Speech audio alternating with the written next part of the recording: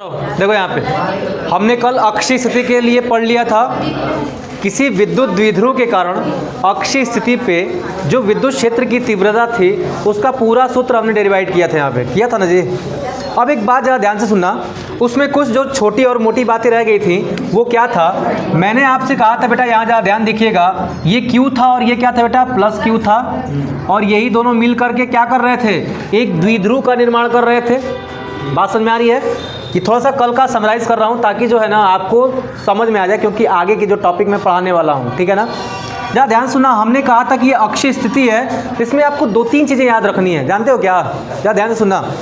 अक्षीय स्थिति में क्या होता है कि जितनी भी दूरियां होती हैं, अक्षीय हो चाहे निरक्षीय हो चाहे कुछ भी हो, ठीक है बाबू, जो भी बिंदु तुम लोगे उसका मध्य बिंदु से ही क्या निकालोगे, दूरी आपको ज्ञात करनी है। याद रखिएगा पहला चीज़, ये मैंने कल ही शायद बता भी दिया था। और अक्ष पे जो है, देखो ये अक्ष बन गया, अक्ष पे जो है बाबू, ठीक है, मान लेते हैं कोई बिंदु P था। कल वाला जो मैंने आपको बताया था एक बिंदु क्या था बेटा, P था। एक बात ज़रा ध्यान से सुनिएगा, मैंने आपको एक चीज़ पढ़ाई थी, वैद्युत द्विध्रुव आघूर्ण है, विद्युत द्विध्रुव आघूर्ण P, और कोई पूछे कि इसकी दिशा क्या होती है, विद्युत द्विध्रुव आघूर्ण की दिशा क्या होती है, क्या बताओगे? कहना माइनस से प्लस की ओर। क्या होती है बेटा? माइनस से प्लस की ओर। याद रहेगा जी। शुभम, इसको बोलना जरा, इसको बगल में, शांत रहो। देखो यहाँ पे माइनस Q से प्लस Q की तरफ किसकी दिशा होती है? विद्युत द्विध्रुव आघूर्ण P। याद है फार्मूला इसका क्या था? Q into 2L। विद्युत द्विध्रुव आघूर्ण की दिशा कहाँ से कहाँ होती है? ठीक है ना। और जरा ध्यान से सुनना, जरा ध्यान से सुनो, क्योंकि ये सब पॉजिटिव था, और पॉजिटिव के लिए एक बात जरा ध्यान से हमें क्या सुनना है कि विद्युत क्षेत्र भी इसी डायरेक्शन में था। जो पूरे विद्युत क्षेत्र था इसका, किसका, अक्षीय स्थिति के कारण, वो हम कहते हैं EA कह देते हैं इसको, अक्षीय यानी एक्सिस। ए का मतलब क्या होता है बेटा? एक्सिस। मतलब जो पूरा विद्युत द्विध्रुव के कारण जो क्षेत्र काम किया वो किस डायरेक्शन में काम किया बेटा? इस डायरेक्शन में, है ना। और हमेशा द्विध्रुव जब भी आएगा माइनस से प्लस की तरफ किसकी दिशा होगी? विद्युत द्विध्रुव आघूर्ण की दिशा होगी, मतलब P की दिशा होगी। मैंने विद्युत द्विध्रुव आघूर्ण भी आपको पढ़ा दिया है, मैंने विद्युत द्विध्रुव भी आपको पढ़ा दिया है, ये अक्षीय स्थिति भी मैंने पढ़ा दिया है। जो नए विद्यार्थी एक आध दो दिख रहे हैं वे लोग जा करके जो है ना चैनल पे देख लेंगे, ठीक है बाबू। चलिए आज स्टार्ट करने वाले हैं क्या, विद्युत द्विध्रुव के कारण निरक्षीय स्थिति पे विद्युत क्षेत्र की तीव्रता, है ना। ध्यान दो यहाँ पे क्या है बेटा, विद्युत द्विध्रुव के कारण क्या है बेटा, निरक्षीय स्थिति पर विद्युत क्षेत्र की तीव्रता। ध्यान से सुनना, अगर आपको पहला वाला समझ में आया है ना तो दूसरा भी आराम से आ जाएगा। बस थोड़ा सा फिगर समझना है, और फिगर जिस बंदे को अच्छे से समझ में आ गया वो एग्ज़ाम में फोड़ के आएगा, है ना जी। पूरा कापी का गर्दा उड़ा देगा, है जी। ये नहीं कि कॉपी फाड़ देना तुम लोग। देखो यहाँ पे निरक्ष का मतलब होता है लंबवत। क्या होता है बेटा? लंबवत। निरक्ष का मतलब क्या होता है? लंबवत होता है। देखो अक्ष का मतलब होता है उसके अक्ष पे, यानी कि पैरेलल है वो। दूसरा क्या होता है, निरक्ष का मतलब क्या होता है बेटा? वो उसके लंबवत है। किसके लंबवत है? किसके कारण चल रहा है? विद्युत द्विध्रुव के कारण। और द्विध्रुव कब बनता है? जब दो समान परिमाण के आवेश क्या होते हैं बेटा? जब दो समान परिमाण के आवेश क्या होते हैं? बहुत ही अल्प दूरी पे रखे होते हैं तथा उनकी प्रकृति विपरीत होती है। हम कहते हैं वे क्या कहलाएंगे बेटा? वैद्युत द्विध्रुव कहलाते हैं। लिखवाया भी था मैंने आपको, ठीक है ना। ठीक है, मध्य बिंदु क्या है आपका? O है। मध्य बिंदु क्या है बेटा आपका? O है, ठीक है ना जी। अब एक बात ध्यान से सुनना, अक्ष पे था तो हमने अक्षीय कहा, अब इसके लंबवत होगा। मतलब मान लेते हैं कहीं यहाँ पे कोई बिंदु P है, और ये जो बिंदु P है ना उसकी यहाँ से दूरी कितनी है? R है। जिस बिंदु पे हम परीक्षण आवेश लेकर के आते हैं, जिस पे हमें पूरे द्विध्रुव के कारण क्षेत्र की तीव्रता ज्ञात करनी होती है, उसी को तो P मानते हैं। हमने यहाँ P माना था अक्षीय वाली में, अक्ष पे था। अब ये निरक्ष पे यानी कि इसके लंबवत है। बात समझ में आ रही है? लंबवत है। एक बात ज़रा ध्यान से सुनना, ये वाला आवेश भी इसके ऊपर क्या करेगा? बल लगाएगा। क्योंकि जो परीक्षण आवेश लाते वो कैसा होता है? पॉजिटिव होता है, परीक्षण आवेश कैसा होता है, पॉजिटिव होता है, ठीक है ना। तो इस बिंदु पे बेटा यह भी बल लगाएगा, बात समझ में आ रही है। लेकिन इसके क्षेत्र की दिशा कहाँ होगी, देखो क्षेत्र की दिशा पॉजिटिव से दूर होती है और नेगेटिव के पास होती है। बल रेखाओं में मैंने पढ़ाया था ना, बल रेखाएं किधर निकलती हैं, पॉजिटिव से निकलती हैं, निगेटिव की तरफ जाती हैं। बट यहाँ पे तुमको याद रखना कि विद्युत क्षेत्र क्या होता है, विद्युत क्षेत्र की जो दिशा होती है वो पॉजिटिव से दूर और निगेटिव की ओर होती है, पॉजिटिव से दूर और निगेटिव की ओर होती है। मतलब ये वाला भी इस पर एक बल लगाएगा। और परीक्षण आवेश कैसा है, धनात्मक है, उसकी प्रकृति क्या है, धनात्मक है, क्योंकि परीक्षण आवेश हमेशा कैसा रहता है, धनात्मक रहता है, ठीक है ना जी। क्योंकि उसको धनात्मक इसलिए रखते हैं क्योंकि अगर वो ऋणात्मक लेके चलेगा ना जी तो बहुत समस्या आ जाएगी। कहीं से अगर बाहर से वो एनर्जी पा गया थोड़ा बहुत भी तो क्या कर जाएगा, वो फिर अपने मान में परिवर्तन कर लेगा। इसीलिए हम क्या करते हैं, देखो कि परमाणु क्रमांक जो है ना हम इलेक्ट्रॉनों के आधार पर नहीं बताते हैं बल्कि उसके प्रोटॉनों के आधार पर बताते हैं, क्योंकि इलेक्ट्रॉन का कोनो भरोसा नहीं है। आज वैलेंटाइन डे में है और पिछली वैलेंटाइन में कहीं और थी और अगले वाले में कहीं और चला जाएगा, है ना जी। तो का एनर्जी पर डिपेंड करता है, एनर्जी मिला तो क्या हो जाएगा, फुर्र हो जाएगा। लेकिन प्रोटॉन में ऐसा नहीं होता है क्योंकि वो इतना भारी होता है और नाभिकीय बल से बंधा हुआ होता है, तो उसको ले जाना और ले आना बहुत संभव नहीं है। इसलिए यहाँ भी ला रहे हैं तो बहुत अल्प आवेश को लेके आ रहे हैं। जैसा कि मैंने उस दिन आपको एग्जाम्पल दिया था कि अगर मान लो मेरी ताकत का अंदाज़ा लगाना है तो क्या मेरे से बलवान रख दो जी, मेरी ताकत समझ पाओगे नहीं ना। अगर मैं मेरे से छोटा कोनो लड़का उठा के पटक के 2-3 फैट मारूंगा तो हाँ बहुत ताकतवर आदमी है ना जी। देखो यहाँ पे ना वही तो कह रहा हूँ। अब मान लो एक परीक्षण आवश्यक बड़ियार ले आ दोगे जी, ये नहीं खींच लेगा, पढ़ रहे थे धीरे खींच लिया, बताओ ना, हो गया ना कल्याण। इसलिए जो है अगर हमें इसकी क्षमता नहीं ज्ञात करनी बेटा, उसकी थोड़ी ज्ञात करनी है। वो हेगड़ा से बड़ियार परीक्षण आवश्यक रख दो तो क्या कर देगा, गड़बड़ कर देगा, है ना जी। अब देखो माइनस क्या करेगा बबुआ, माइनस है कि ना अपनी ओर खींचेगा। देखो यहाँ से इस डायरेक्शन में क्या लगा, है ना, ये लगा, और यहाँ से क्या है बेटा, इस डायरेक्शन में क्या है जी पूछिए। मॉर्निंग बेटा, आ जाओ आ जाओ। आरती भी सोच रही कि हमनी फिर नहीं हुआ बोलना, ठीक है बहन है, चलो ठीक है बेटा, ठीक है अच्छी बात है, ठीक है बबुआ। अरे उसको लेते जाना ना, बेचारी बच्ची है अभी, ठीक है ना। हाँ देखो यहाँ पे अर्थ का है, बच्चा है, क्या बात करती हो। देखो यहाँ पे, अच्छा बड़ी हो गई है तो करे बच्ची है। देखो यहाँ पे मैंने क्या कहा, प्लस चार्ज परीक्षण आवेश पे क्या करेगा, प्रतिकर्षण बल लगाएगा, हटाएगा, ओके है ना। तो क्षेत्र की दिशा किस डायरेक्शन में होगी, इस डायरेक्शन में। लेकिन यहाँ माइनस आवेश है बेटा, माइनस आवेश क्या करेगा, खींचेगा, यानी क्षेत्र की दिशा क्या होगी, इधर क्षेत्र की दिशा क्या हो जाएगी, इधर। मान लेते हैं ये E1 है बेटा और ये क्या है, E2 है ना। E1 क्षेत्र दिशा इसके द्वारा, E2 इसके द्वारा। इतनी बात समझ में आएगी नहीं आई, बताओ एक पॉइंट, क्योंकि अगर एकाएक कहूँगा कि हाँ समझ में आई तो कहोगे हैं कहाँ हो गया। इतना समझ में आ गया ना जी, इतनी एक बात अगर समझ में आई है तो एक बार फिर से देख लो। द्विध्रुव था, ठीक है ना। बच्ची अगर थोड़ा सा पीछे जा रही होगी ना तो चैनल पे जा करके एक बार देख लेना। बाकी जुलाई में फिर से रिवीजन कराऊंगा, चिंता ना करो, ठीक है ना जी। देखो जुलाई में फिर से रिवीजन कराऊंगा, अभी जो चल रहा है उसको चलने दो। जिसका 1-2 वीडियो छूट गया है ना, इसलिए मैंने ऑनलाइन भी उसको डाल रखा है, सारा वीडियो मैंने डाल दिया अभी तक का, ठीक है ना। जाके देख लेना मैथ पंडित पे, है ना। देखो यहाँ पे एक बात सोचो, ये द्विध्रुव था, इस पे एक परीक्षण आवेश था इसके लंबवत, यहाँ से एक बल लगाया जा रहा था बेटा, और इस बल के कारण प्रतिकर्षण हुआ। विद्युत क्षेत्र की दिशा क्या है, इस डायरेक्शन में, प्लस से दूर होती है और माइनस की ओर होती है, याद रखिएगा हमेशा बच्चों, याद रखिएगा। प्लस से दूर होती है विद्युत क्षेत्र की दिशा और माइनस की ओर होती है। इस बात को याद रखेंगे ना, हमेशा काम आएगा, क्योंकि आगे तक अभी इन चीज़ों को करने वाले हम लोग, ठीक है बाबू। अब ज़रा ध्यान से सुनना, एक समस्या क्या है, ज़रा ध्यान सुनो। यहाँ पे हमें घटक का निर्माण करना है। क्यों घटक का निर्माण करना है, ऐसी क्या ज़रूरत पड़ गई कि घटक लाना हमें यहाँ पे आवश्यक हो गया, क्योंकि यहाँ पे 2 समान प्रकृति के आवेश हैं। एक जो है यहाँ से इसको इधर हटा रहा है, दूसरा एक यहाँ पे खींच रहा है, ठीक है ना। एक इसको बेटा इधर हटा रहा है, दूसरा यहाँ पे खींच रहा है, समझ पा रहे हो।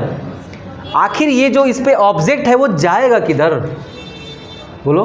पहले तो अक्ष पे था, अगर मान लो ये ज़्यादा हुआ, ये कम हुआ, ये ज़्यादा या ये ज़्यादा कैसे होगा जी, देखो दोनों समान परिमाण के थे, बट ये पास में था, जो पास में होगा वो ज़्यादा बल लगाएगा, बट यहाँ पे दोनों समान दूरी पे हैं। अब कहोगे सर जी कैसे समान दूरी पे हैं, तो आओ दिखाते हैं तुमको।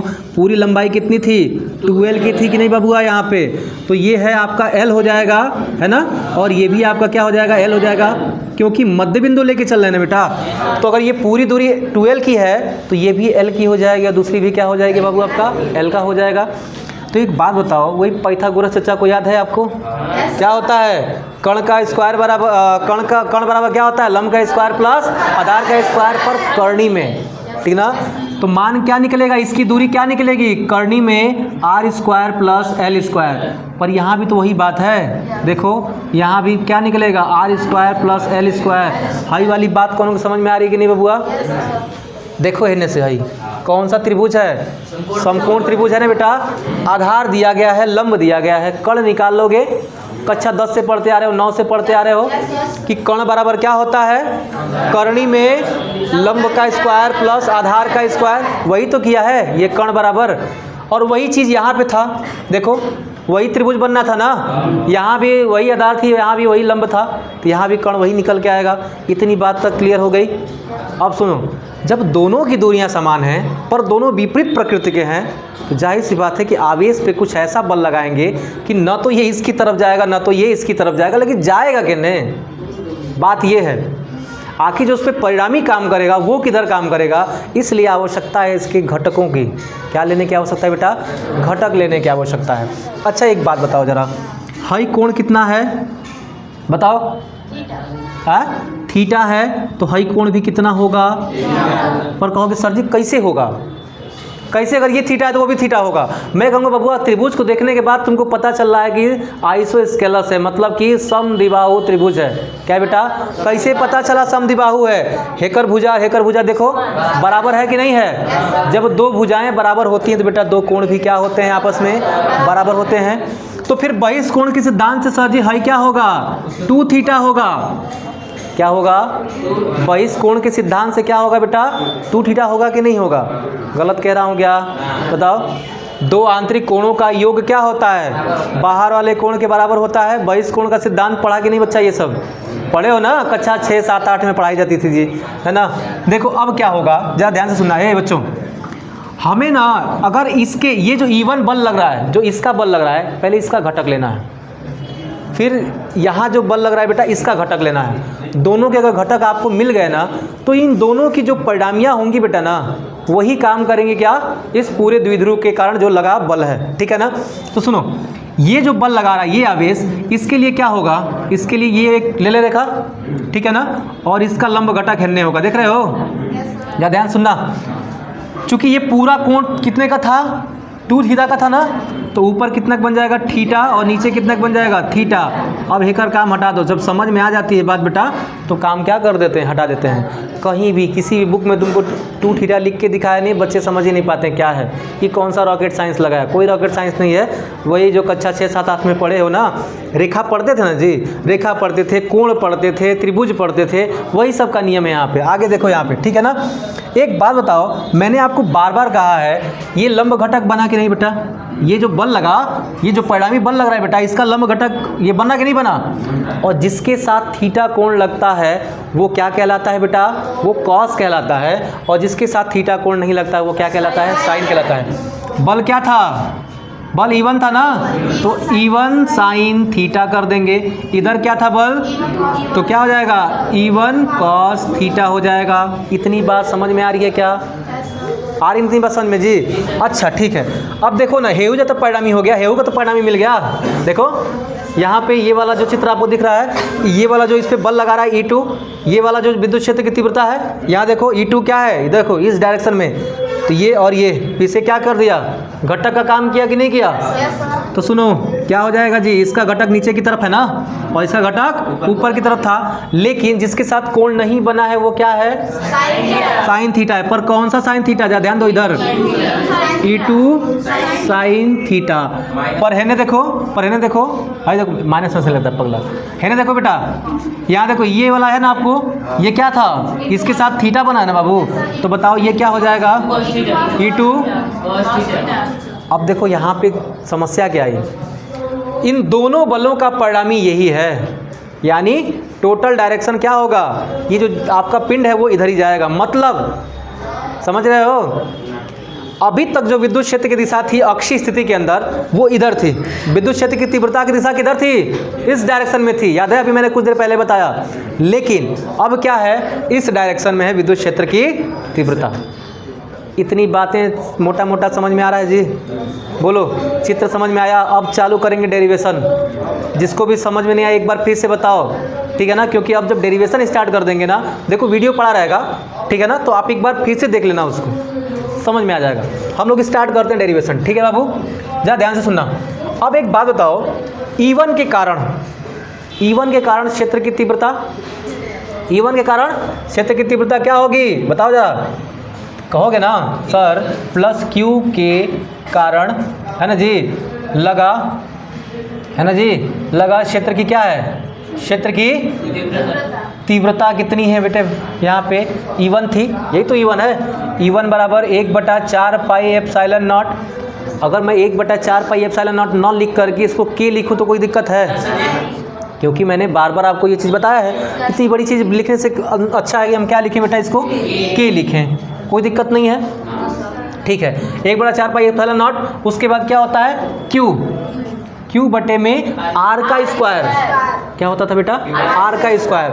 R क्या है माँ, दूरी क्या है, देखो बात समझ में आ रही है ना, तो क्या हो जाएगा कि रूट में R का स्क्वायर प्लस L का स्क्वायर या बराबर में क्या हो जाएगा Q बटे में कितना हो जाएगा R स्क्वायर प्लस, इतनी बात समझ में आ रही है बबुआ।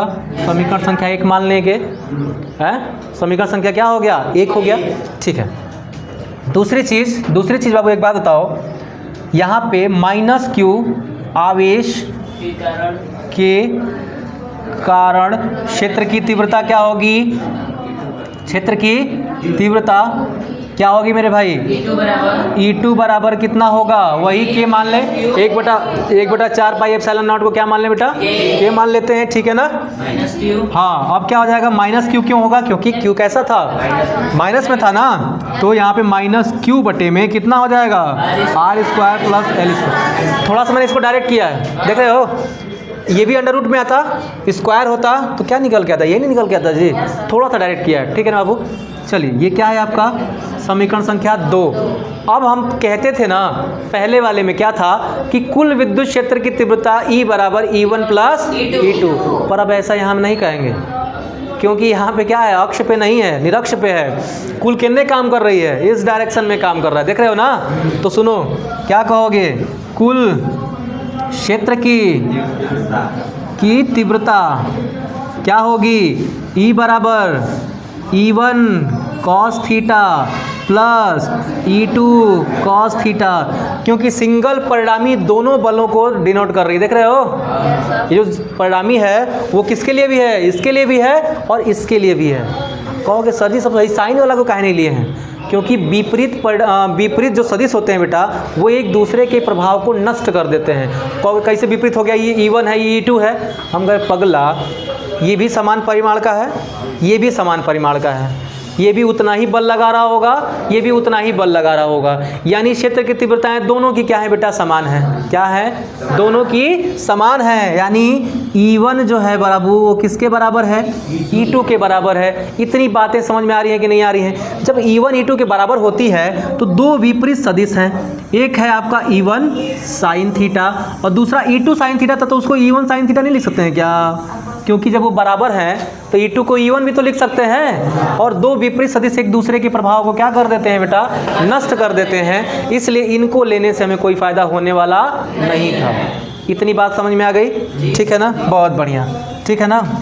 आइए आगे बबुआ, अब देखो मैंने यहीं पे लिख दिया कि E1 E2 के बराबर है, तो E2 की जगह E1 रख दें तो कौन दिक्कत हो जाएगा, बादल फट जाएगा, भूकंप आ जाएगा, ज्वालामुखी आ जाएगा जी, नहीं ना। देखो क्या होगा, E बराबर ये क्या है E1 cos थीटा और प्लस E2 की जगह क्या रख दें E1 cos थीटा। बबुआ नीचे दिख रहा है जी, दिख जाएगा ना एक लाइन, देखो E बराबर एगो ई वन कॉस थीटा और एगो ई वन कॉस थीटा, दूगो ई वन कॉस थीटा हो जाएगा, है ना जी। क्या हो गया, 2e1 कॉस थीटा, ये क्या है जी।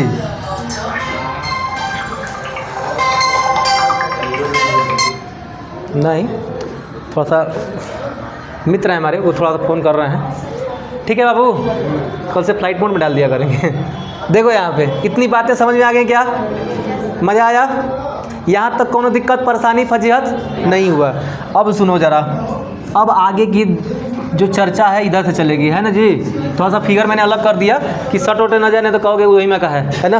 देखो यहाँ पे हमें पता था E1 क्या है, E1 की वैल्यू दे रखी थी, पर कहीं तुमको पता है कॉस थीटा की वैल्यू क्या है।